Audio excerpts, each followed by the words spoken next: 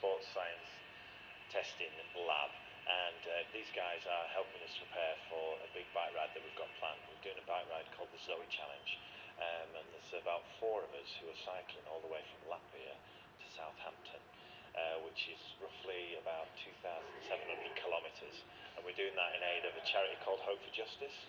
And Hope for Justice are a UK-based charity, and what they do is they rescue victims of human trafficking in the UK. So the reason this is called the Zoe Challenge is we're following the journey that a girl called Zoe took when she was trafficked into this country. She came from Latvia into Southampton, and basically she was brought here for the purposes of sexual exploitation. She came here thinking she was going to get a legitimate job as like a hotel cleaner, and when she arrived at the airport they took her to a hotel and basically forced her to become a sex slave, and then she was sold from man to man, from town to town within the UK.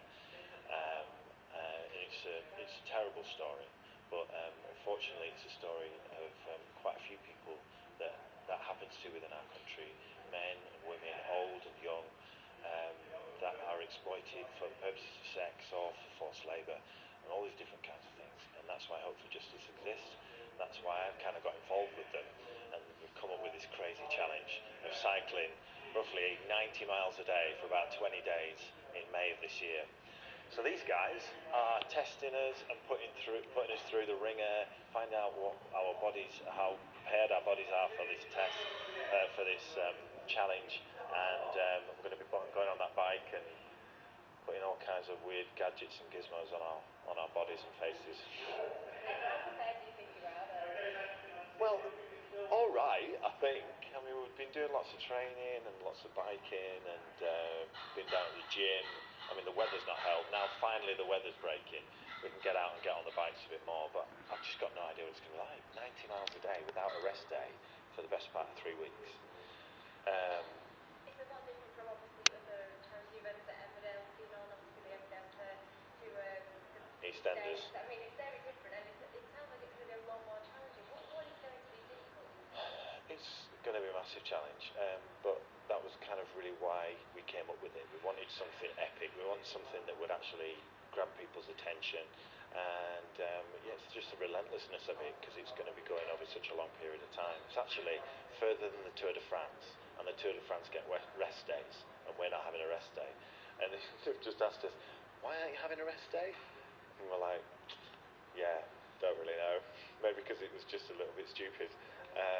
But we know that while we're going through it, and we're going through some really dark times over this ride, we'll be trying to remember people like Zoe and what they've been through and why we're cycling.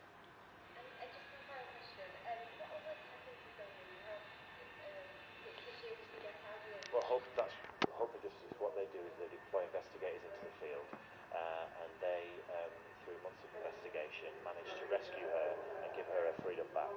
And so that's what happened to her. So now she has her freedom back, and she was rescued by them. And what we want to do by this is raise enough money to put more investigators in the field and rescue more men and women who are being brought into this country and exploited.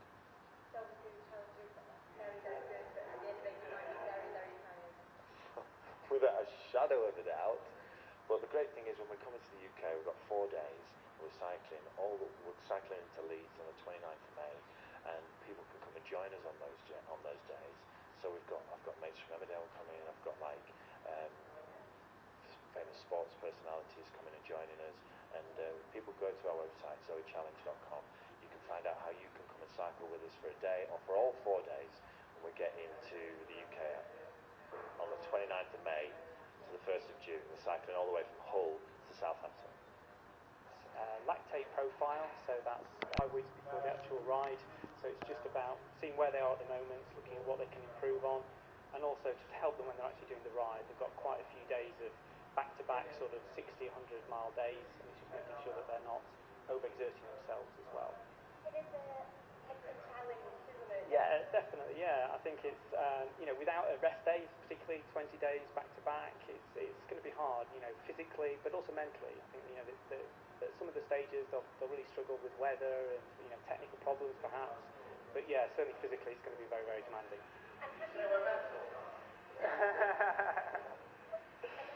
of anyone doing this kind of There's a coast-to-coast American race, which is an ultra-endurance race. That's a different level altogether. But this, taking people from a different background, maybe with not so much cycling backgrounds. No, not really. No, it's interesting.